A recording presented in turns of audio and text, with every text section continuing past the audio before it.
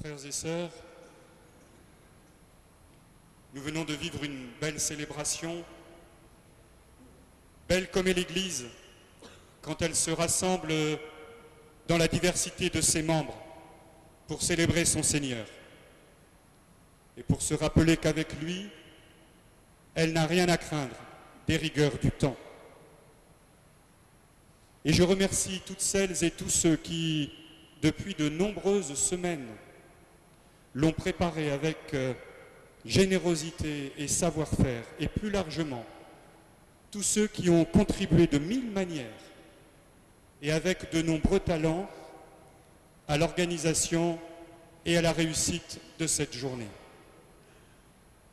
Et permettez-moi, pour commencer, de saluer tout particulièrement nos amis qui ne sont pas avec nous cet après-midi, dont certains nous écoutent grâce à RCF en Allier et à Radio Grand Ciel en Eure-et-Loire.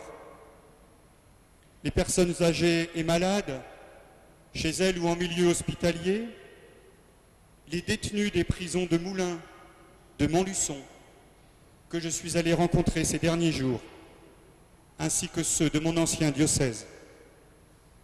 Et nous n'oublions pas celles et ceux dans ce département qui souffrent en cette période de crise du déclassement social, sans emploi, en grande difficulté économique, et ils ont été présents à notre prière cet après-midi. Alors je voudrais, dans un premier temps, excusez les redites, faire mien les mots de bienvenue et les remerciements prononcés par le Père Millet. Monseigneur Ventura est empêché pour raison de santé. Je salue son représentant et je le remercie de nous avoir témoigné de l'affection de notre pape. Merci à mes frères évêques présents, venus m'accueillir dans la fraternité épiscopale, mais également à tous ceux indisponibles en ce dimanche qui ont tenu à m'exprimer leur amitié. Merci à vous, représentants des églises sœurs, d'être là avec nous, à vous, représentants de la communauté juive de Vichy. Et puis, je voudrais me permettre un merci tout particulier à un ami prêtre, un grand ami, présent parmi nous, venu du nord du Mali, qui est curé de la paroisse de Barapirelli au diocèse de Mopti, le père Jean Bello. Je l'ai aperçu tout à l'heure.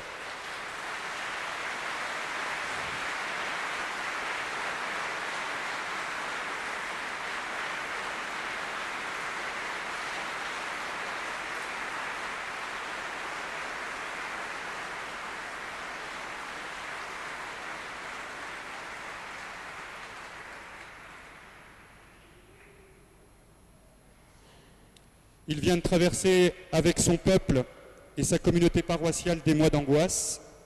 Merci de sa présence, de son amitié, qu'il soit assuré de notre prière. Merci enfin aux autorités civiles et militaires, élus et représentants de l'État qui avaient tenu à honorer de votre présence cette célébration. Frères et sœurs, diocésains de Moulins, dans la diversité de vos vocations, de vos âges et de vos histoires, je vous rejoins aujourd'hui pour poursuivre avec vous l'aventure de la foi en Bourbonnais. Nous avons commencé depuis quelques semaines à faire connaissance. Merci pour votre accueil chaleureux, pour votre joie à me recevoir. Oui, je l'ai dit, il a fallu me déraciner. Ce n'est pas simple quand on a vécu un peu plus de 50 ans dans la même terre. Mais je crois que l'enracinement se passe bien. Je suis déjà un peu bourbonnais.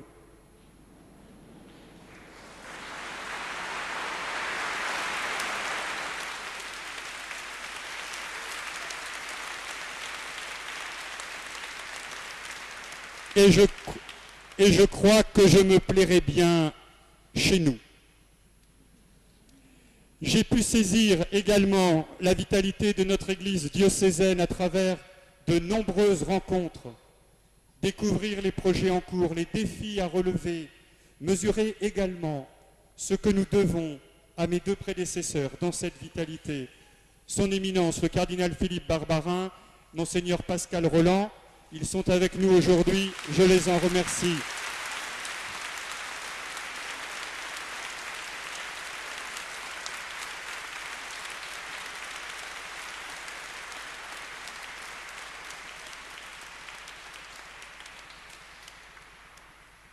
Frères et sœurs, aujourd'hui, nous faisons alliance.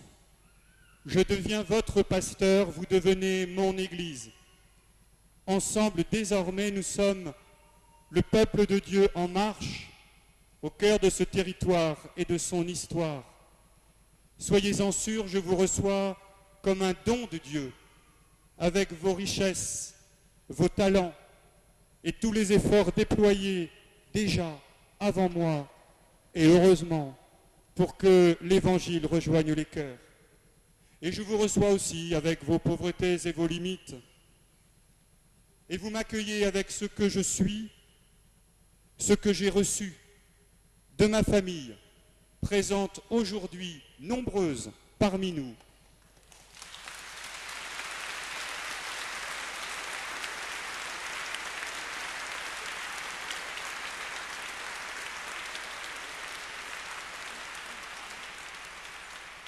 Du diocèse de Chartres, et je voudrais saluer Michel Ponsard, je voudrais saluer Jacques Perrier qui m'a imposé les mains, je voudrais saluer Bernard Nicolas Aubertin qui a su me faire confiance, peut-être n'a-t-il pas forcément eu raison, mais qui m'a appelé à être son vicaire général. Voilà, merci à vous, diocésains de Chartres.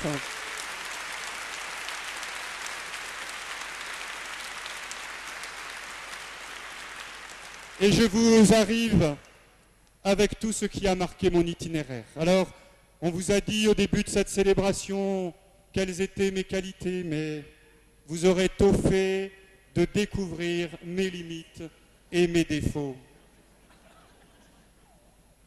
Il paraît que je parle trop fort. Alors, frères et sœurs, nous faisons alliance parce que l'Évangile nous presse. Nous devons ensemble proposer le Christ et son évangile de vie, parce que si nous ne le faisions pas, nous ne serions pas l'Église. Parce que nous ne pouvons pas garder pour nous seuls notre joie d'avoir rencontré le Christ et l'espérance qu'il nous donne. Parce qu'il nous appelle à poursuivre, au souffle de son esprit, la mission qu'il a reçue du Père, révéler à chaque homme, quel qu'il soit, qu'il est son enfant bien-aimé, sauvé par sa vie donnée. Et je pense en ce jour tout particulièrement aux plus fragiles d'entre nous. Là, voyez-vous, est la seule richesse que nous possédons, mais qui seule est capable de remettre debout. Rappelez-vous Pierre à la belle porte du temple de Jérusalem, au paralysé qui lui tendait la main pour quémander quelque argent. Il dit: je n'ai ni or ni argent, mais ce que j'ai, je te le donne. Au nom du Nazaréen, lève-toi et marche. Là est l'ordre de mission pour chacun de nous et pour nous tous ensemble. Église de Moulins, certes, nous connaissons les contraintes liées aux réalités géographiques et humaines de notre département. J'ai pu d'ailleurs échanger à ce propos avec Monsieur le Préfet et avec Monsieur le Président du Conseil général, ainsi qu'à la situation de notre Église diocésaine. Elle pourrait nous faire baisser les bras, mais nous vivons de l'espérance jaillie au petit matin de Pâques. Alors, souvenez-vous qu'un groupe de femmes, pleurant la mort du Maître, se préparait à faire sa toilette mortuaire. Il est vivant, il est ressuscité. C'est de ce simple cri que naissait l'Église du Christ, que naissait le peuple de l'espérance, cette Église que nous sommes, au service de laquelle je viens d'être ordonné évêque et que je rejoins avec joie et confiance. Et je la rejoins afin d'être avec vous, disciples et témoins d'espérance. Je la rejoins afin d'être pour vous évêque, c'est-à-dire pasteur, veilleur et éveilleur. Pour terminer, je voudrais me tourner vers la jeunesse de notre Église, présente dans cette cathédrale, mais aussi à Saint-Pierre et au Sacré-Cœur. Je le leur ai dit ce matin, l'Église, c'est vous aussi, j'ai besoin de vous et nous avons tous besoin de vous, de votre fraîcheur, de votre élan, pour que notre Église témoigne de la jeunesse éternelle de l'Évangile. Nous avons besoin de vous pour qu'auprès de vos amis, de vos familles, vous soyez des ambassadeurs du Christ. Ouvrez grand votre cœur aux appels du Seigneur. Rendez-vous disponible. Mettez-vous à son service et à celui de son corps qu'est l'Église. Là est la source d'un grand et vrai bonheur. Et si je compte sur vous, soyez certains que vous pourrez compter sur moi et sur vos frères et sœurs chrétiens. Et puis, on peut applaudir.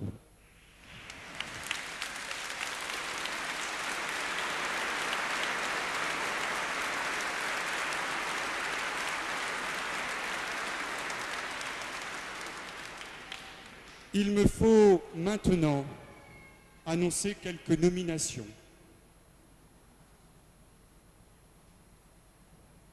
Pourriez-vous approcher, s'il vous plaît? Père Millet, cher Jean-Pierre, depuis septembre, vous avez assuré avec sagesse la conduite du diocèse. Au nom de tous les diocésains, un grand, très très grand merci.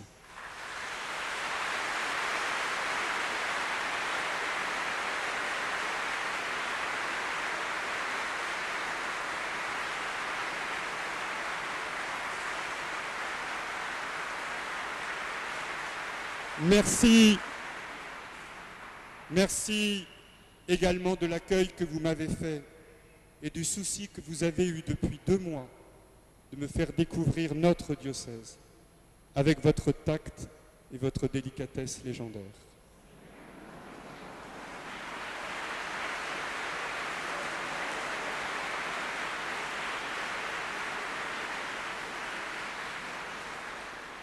Alors, et je ne révélerai aucun secret, vous avez dit ouvertement que vous souhaitiez goûter aux joies de la retraite.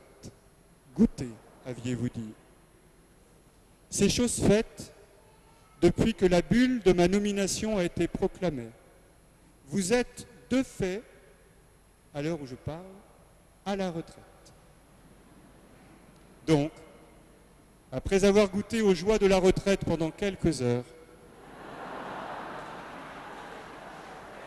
il est temps de reprendre du service et je vous nomme donc vicaire général et vous remercie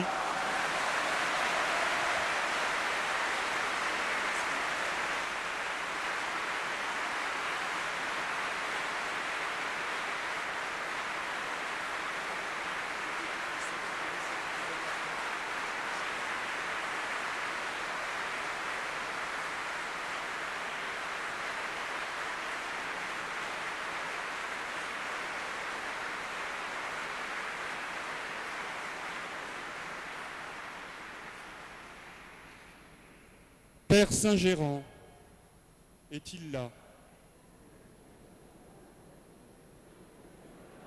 Sans doute.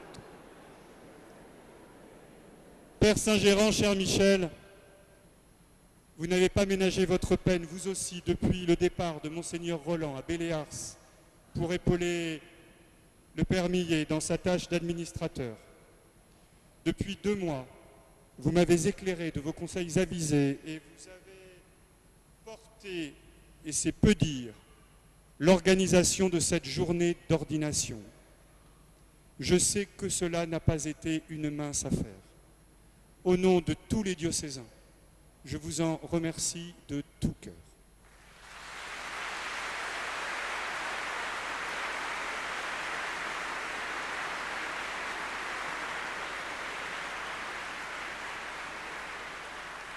Et je vous nomme vicaire épiscopal, mission que vous aviez exercée aux côtés de Monseigneur Roland. Il m'a dit que c'était plutôt bien de continuer.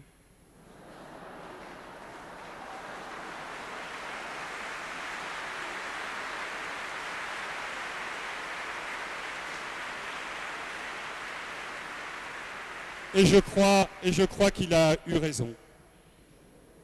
Comme quoi les conseils des anciens et des grands frères sont précieux. Merci vous aussi pour votre disponibilité.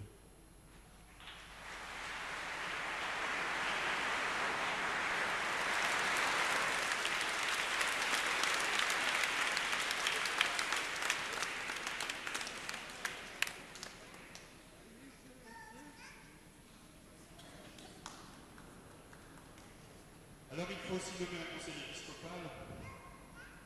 Donc les pères Jean-Pierre Millet, Michel Saint-Gérand, François Lavocat, mesdames Marie-Louise Lapillonne et Cécile Combes. Ils étaient déjà membres du conseil épiscopal de Monseigneur Roland. Et j'appelle également au conseil le père François Guillaumin, présent parmi nous, qui les rejoint.